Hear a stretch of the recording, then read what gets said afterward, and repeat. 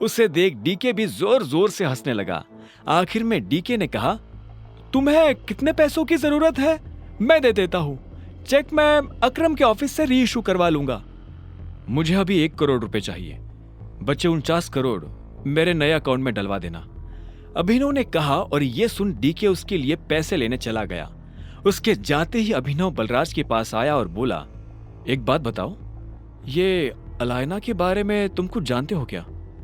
बलराज ने उसे ऊपर से नीचे तक देखा और बोला, वैसे तो सब कुछ जानता हूं, और वैसे कुछ भी नहीं। मेरा मतलब है, तुम्हें पता है मेरा क्या मतलब है? बस उसे अपनी तरफ से चिढ़ने का या गुस्सा होने का मौका मत देना। वैसे अब तुम्हें गाड़ी की जरूरत है। मैं अपने मैनेजर को बोल रहा हूं, यहां से सीधा ग्लोब मोटर्स जाओ। वहां तुम्हारी गाड़ी तुम्हारा इंतजार कर रही है। अभी पैसे मैं भर रहा हूं, बाद में जब तुम गद्दी संभालोगे तो मुझे डबल दे देना। यह सुनते ही अभिनव जोर जोर से हंसने लगा। उसने बैंक से पैसे लिए बाहर आया और एक टैक्सी बुक करके सीधा ग्लोब मोटर्स के लिए निकल पड़ा। जल्दबाजी में वो बलराज से यह पूछना ही भूल गया था कि बलराज ने उसके लिए कौन सी गाड़ी बुक की थी। जैसे ही वो अंदर गया तो उसने देखा कि शोरूम का मैनेजर दरवाजे पर खड़ा होकर किसी का इंतजार कर रहा था। उसने अभिनव को देखते ही पूछा, अभिनव गढ़वाल? मैं ही हूं, अभिनव गढ़वाल। यह सुनते ही वहां रिसेप्शन पर खड़ी दोनों लड़कियों के होश उड़ गए, लेकिन मैनेजर को अभिनव को देख कोई झटका नहीं लगा। बलराज ने उसे पहले ही बता दिया था कि अभिनव दिखने में कैसा था। चलिए मेरे साथ, मैनेजर ने कहा और आगे बढ़ने लगा। कुछ देर के बाद अभिनव एक गैरेज में आ गया था। बाहर ढेर सारी गाड़ियां खड़ी हुई थी। मैनेजर उसे उसकी गाड़ी के पास लेकर आया। वो एक बहुत ही महंगी सी गाड़ी थी, लेकिन ऊपर से उसे देखने में ऐसा लग रहा था जैसे वो कबाड़ हो। बलराज ने जानबूझकर उसे पुराना करवाया था ताकि कोई भी अभिनव पर उसकी गाड़ी की वजह से शक न करे। पर जब अभिनव ने गाड़ी के अंदर देखा तो उसे बहुत अच्छा महसूस हुआ। मैनेजर ने कहा, मैं गाड़ी के पेपर्स रेडी करवाता हूं, आप तब तक गाड़ी देख लीजिए। मैनेजर वहां से निकला और अभिनव ड्राइविंग सीट पर बैठने के लिए बढ़ने लगा, पर इससे पहले कि वो बैठ पाता उसे पीछे से एक आवाज आई, हेलो। यह आवाज एक लड़की की थी। अभिनव को लगा कि जरूर ये वही रिसेप्शन वाली लड़कियों में से कोई एक होगी, लेकिन जब वो पलटा तो हैरान हो गया। वो लड़की और कोई नहीं बल्कि चाहत थी। अभिनव ने चाहत को अनन्या के साथ अकरम की पार्टी में देखा था। चाहत और अनन्या दोस्त थी। ये सब क्या हो रहा है अभिनव? ये गाड़ी तुम खरीद रहे हो? तुम कौन हो और यहां क्या लेने आई हो? अभिनव ने तनी हुई आवाज में पूछा। चाहत को देख वो अपनी पहचान के लिए अलर्ट हो गया था।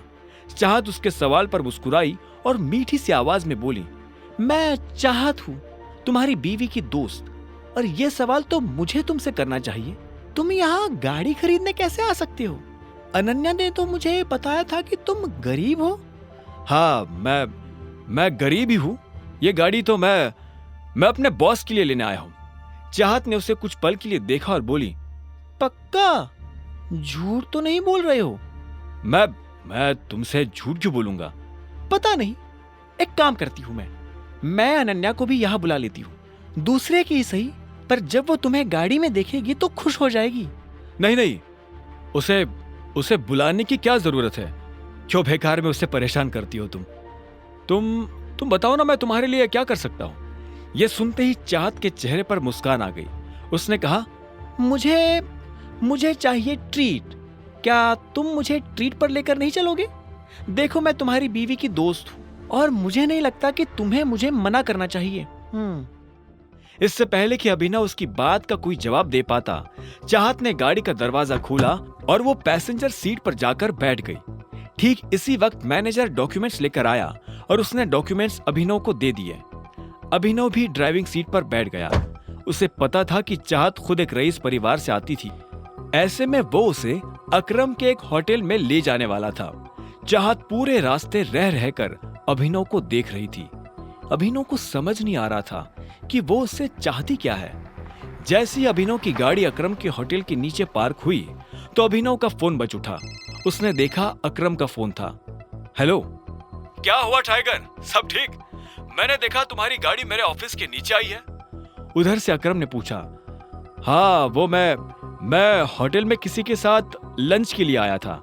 हाँ वो तो मैं देख ही रहा हूँ। जरा ऊपर आओ, मैं तुम्हें अपना वीआईपी कार्ड दे देता हूँ ताकि तुम दोनों को वीआईपी ट्रीटमेंट मिले। अकरम ने मुस्कुराते हुए कहा। अभिनव ने फोन रखा और पलटा तो पाया कि चाहत उसके पीछे खड़ी थी। चले? हाँ नहीं, तुम एक मिनट यही रुको, मुझे थोड़ा काम है, मैं वो निपटा कर आता हूं, अभिनव ने कहा। और इससे पहले कि चाहत कुछ कहती, अभिनव वहां से निकल गया। चाहत उसे जाते हुए देख रही थी। वो अच्छी तरह से जानती थी कि ये अकरम का ऑफिस है, लेकिन अभिनव वहां क्या करने जा रहा था और उसे किसने फोन कर ऊपर बुलाया था। चाहत को अभिनव पर शक हो रहा था। अब आगे क्या होने वाला था? आगे की कहानी जानने के लिए देखें अगला एपिसोड सिर्फ पॉकेट एफएम के यूट्यूब चैनल पर, और द रिटर्न ऑफ टाइगर के सारे एपिसोड्स को सुनने के लिए डिस्क्रिप्शन में दी लिंक से डाउनलोड करें पॉकेट एफएम ऐप।